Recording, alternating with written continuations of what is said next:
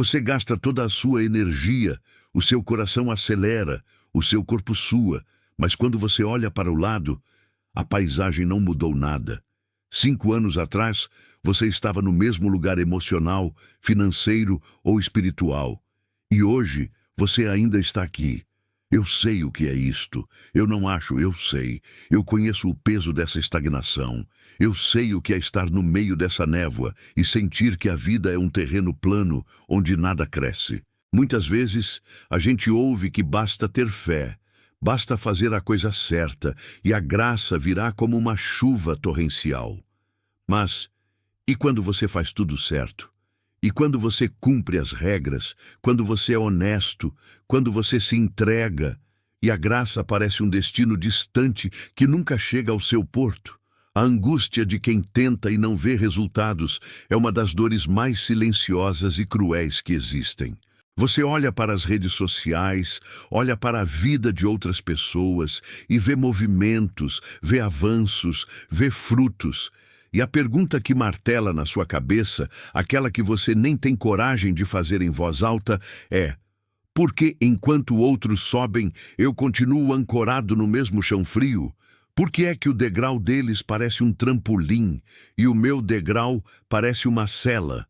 Se você está aqui comigo, é porque já se cansou de fingir que está tudo bem. Você já se cansou de tentar disfarçar essa estagnação com frases feitas. Você quer saber o porquê de estar a rodar em círculos. E a resposta é a única que pode devolver-te o fôlego.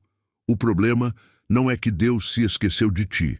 O problema é que você está a tentar viver uma vida inteira num lugar que foi desenhado apenas para uma passagem breve. Você está a tentar construir um castelo num degrau. E o degrau não suporta castelos. O degrau não suporta a vida inteira. Vamos entender por quê. Vamos entender o que é que você está a carregar que te prende a esse chão frio e como é que a arquitetura da sua vida, que você acha que é um erro, é na verdade um plano divino para o teu alargamento. Respira fundo. A subida começa agora, não porque você é forte, mas porque você já não cabe mais onde está. Existe um texto no livro de Ezequiel, capítulo 41, versículo 7, que parece parado no tempo, esperando por alguém que, como nós, se sente confinado. A passagem diz: e a largura da câmara ia aumentando, e quanto mais subia, mais larga se tornava, porque a estrutura subia em degraus ao redor da casa. Pense por um momento na engenharia disso. Não era um erro de projeto, era a intenção do arquiteto. A estrutura foi desenhada para se expandir à medida que subia. Muitas vezes, a nossa dor, esse sentimento de aperto que descrevemos há pouco, acontece porque nós estamos a tentar forçar uma vida que exige expansão dentro de uma estrutura que já ficou pequena. Queremos ser mais, realizar mais, sentir mais paz, mas apegamo-nos à câmara do nível anterior porque lá a gente se sente seguro. Lá não há a vertigem da subida. Mas a Bíblia mostra algo fascinante. O alargamento não acontece no mesmo nível. Ele acontece na subida. O que você chama de crise ou de estagnação pode ser o convite para entender que o seu espaço atual atingiu o limite da sua capacidade atual. A própria arquitetura da vida não permite que a gente se expanda se a gente se recusa a subir o próximo degrau. E subir dói. Subir exige esforço. Subir significa deixar o conforto da base, onde o espaço era limitado, para entrar num patamar superior, onde a largura é maior, mas a responsabilidade de sustentar essa largura também é. Nós somos criaturas exigentes demais, com satisfações baratas, mas pouco ambiciosas com a nossa verdadeira vocação. Preferimos o conforto da câmara estreita, onde nada nos desafia, do que o alargamento da câmara superior, onde a gente precisa crescer para ocupar o espaço. Pergunte a si mesmo agora, o que é que você está a tentar manter a qualquer custo que está a impedir o seu alargamento? Será que você não está com medo da altura? Será que não é o medo de perder quem você era lá embaixo que te impede de ver a largura que está preparada lá em cima?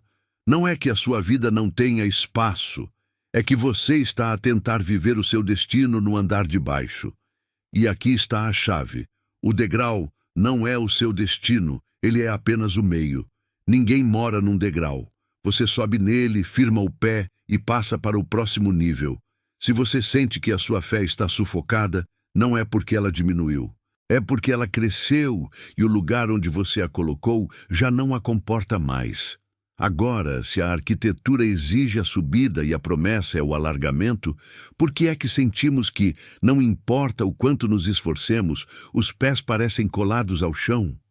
É aqui que precisamos ser muito honestos. Às vezes, o que impede a nossa subida não é a falta de vontade ou de fé. É o peso que insistimos em carregar nas costas. Imagine tentar subir uma escada íngreme, um degrau de cada vez, mas com uma mochila cheia de pedras. Cada pedra ali dentro tem um nome. É a mágoa de alguém que te feriu. É o julgamento que você faz sobre as escolhas do outro. Ou, talvez o mais difícil, é o julgamento impiedoso que você faz sobre si mesmo, por não ser exatamente quem você esperava que seria neste momento da vida. Carregar esse peso não protege a sua história, ele apenas imobiliza o seu futuro. Você quer passar de degrau, você quer a vida mais larga, mas você não quer passar pela reforma necessária para carregar esse novo espaço. Você quer a coroa, mas mantém as cinzas. Você quer o óleo de alegria, mas não abre mão do pranto que se tornou o seu refúgio. O perdão é um conceito lindo até que você tenha algo para perdoar. O perdão não é um sentimento leve que a gente encontra num dia de sol. O perdão é um ato de vontade. É uma decisão consciente de abrir a mochila e deixar cair o que não nos pertence mais. Quando falo em perdoar, não estou a falar de concordar com o erro alheio ou de fingir que a dor não existiu. A dor existiu. O impacto foi real. Mas o perdão é o que desata o nó que te prende ao passado. Enquanto estiver ocupado demais a olhar para trás, a sentir o peso daquela ofensa ou daquela injustiça, você não conseguirá enxergar a altura do degrau que está à sua frente. E o julgamento? O julgamento. Ele é o carrasco da nossa própria alma. Passamos tanto tempo a julgar o comportamento alheio, a medir a régua do outro, que esquecemos que essa régua também nos aprisiona. Quem vive a julgar, vive sempre na defensiva, sempre com medo de ser julgado de volta. E num estado de defesa, não subimos degrau nenhum. Apenas nos escondemos. Faça um exercício comigo agora. Pense numa única situação, apenas uma, que tem roubado a sua paz ultimamente. Pode ser uma palavra que lhe disseram, um erro que cometeu no trabalho ou um relacionamento que se partiu. Sinta o peso que essa memória traz. Sinta como ela o faz sentir pequeno, apertado, sem fôlego. Agora imagine o que aconteceria se hoje você simplesmente decidisse não carregar isso para o próximo nível. Não porque o outro merece, ou porque você é perfeito, mas porque você merece o espaço do degrau de cima. A fé que fortifica é a fé que nos permite ser imperfeitos e que permite que o outro também seja. É a fé que entende que a nossa subida não depende da mudança do outro, mas da nossa capacidade de soltar o que não nos deixa caminhar. Você não vai subir carregando o que o fere. A pergunta então é: você está disposto a abrir a mão, mesmo que doa, para que os seus braços fiquem livres para segurar o corrimão da subida?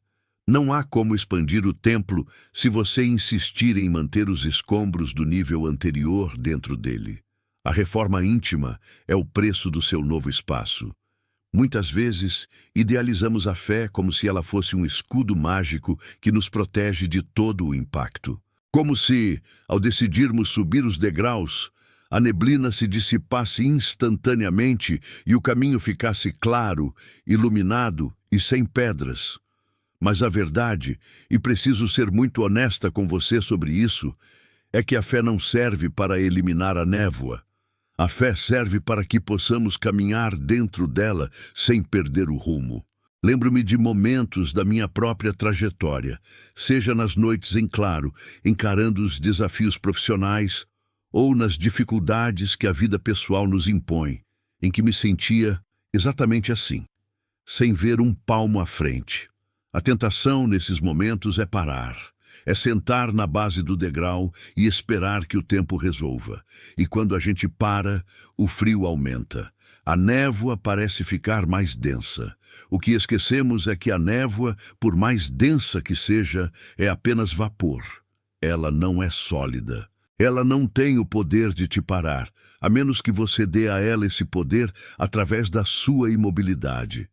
Quando você está no meio da jornada, a sua visão é limitada. Eu sei. Você não enxerga o topo da escada. Você não vê o que há depois do próximo degrau. Mas é aqui que a fé se torna prática. Fé, para mim, não é ter a certeza de que tudo vai dar certo conforme o meu roteiro pessoal.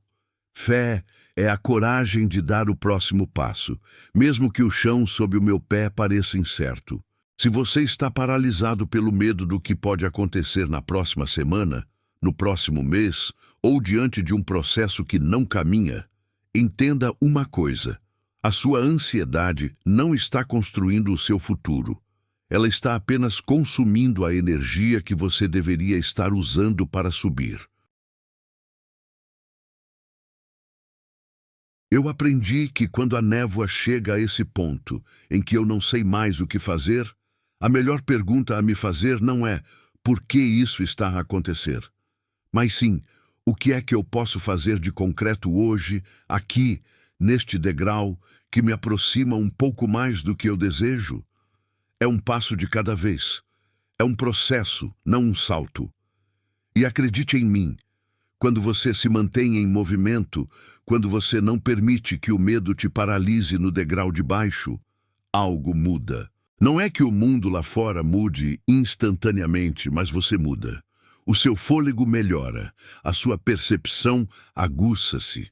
Você começa a identificar o som da sua própria intuição guiada pela fé. E o ruído da névoa, aquele barulho de dúvida que martela na sua cabeça, começa a ficar em segundo plano. Não tente atravessar a névoa inteira de uma vez. Você só precisa atravessar o que está diante de você agora. A fé é o que mantém o seu pé em movimento. E cada passo, por menor que pareça, é uma vitória sobre a estagnação. Você não está perdido. Você está apenas num trecho do caminho onde a visão é curta, mas a subida continua. Para que você consiga subir o próximo degrau, não basta querer. Você precisa encontrar dentro de si as estruturas que o Eterno já desenhou. Você precisa buscar as colunas da verdade, os alicerces do perdão, as vigas da disciplina que Deus já deixou plantadas no seu DNA espiritual. O seu alargamento não é algo que você vai buscar lá fora. Ele é o desdobramento daquilo que você organiza dentro. E aqui está a verdade que muitos ignoram. Todos olhavam para o que Ezequiel descrevia e pensavam que ele falava apenas de pedras, ouro e medidas de um templo de concreto. As pessoas viam uma construção fria e externa. Mas Ezequiel estava em um êxtase profundo, descrevendo algo infinitamente mais glorioso. Ele estava a narrar a arquitetura de um coração que se tornou habitação de Deus. Cada medida que o profeta ditava era a ordem do próprio espírito humano quando se rende ao Criador, contrastando radicalmente com as ruínas que nós tentamos, por anos, chamar de vida. Por muito tempo, você permaneceu estagnado, gastando a sua energia vital para sustentar estruturas que não eram suas. Você pensou que estava a seguir um propósito, que estava a edificar o bem, mas a verdade é que o seu esforço era movido por traumas e por estruturas errantes que você herdou. Você herdou a falha de gerações de homens errantes, pessoas que, como você, também andaram em círculos porque decidiram edificar sobre o que o homem determinou, em vez de edificar sobre a rocha. Você tentou salvar o que não podia ser salvo e consertar o que estava além da sua medida humana. E, nessa tentativa, esqueceu-se de verificar as fundações do seu próprio templo. Você acreditava que estava no caminho certo, mas a sua alma andava em círculos porque você estava a tentar edificar sobre o erro do que o homem impôs, em vez de edificar sobre a bênção que o Eterno desenhou. Você tentou encaixar a sua vocação em moldes estreitos, em palavras de quem não conhecia a vastidão do seu chamado. E enquanto você perdia o fôlego tentando erguer o outro, a sua própria câmara permanecia pequena, sufocada por um ambiente que não comportava a pessoa que Deus chamou você para ser. Esse esforço não era obra de Deus, era o peso da sua herança errante. Você estava a tentar construir sobre areia, tentando ampliar a sua vida onde não havia bênção para o crescimento.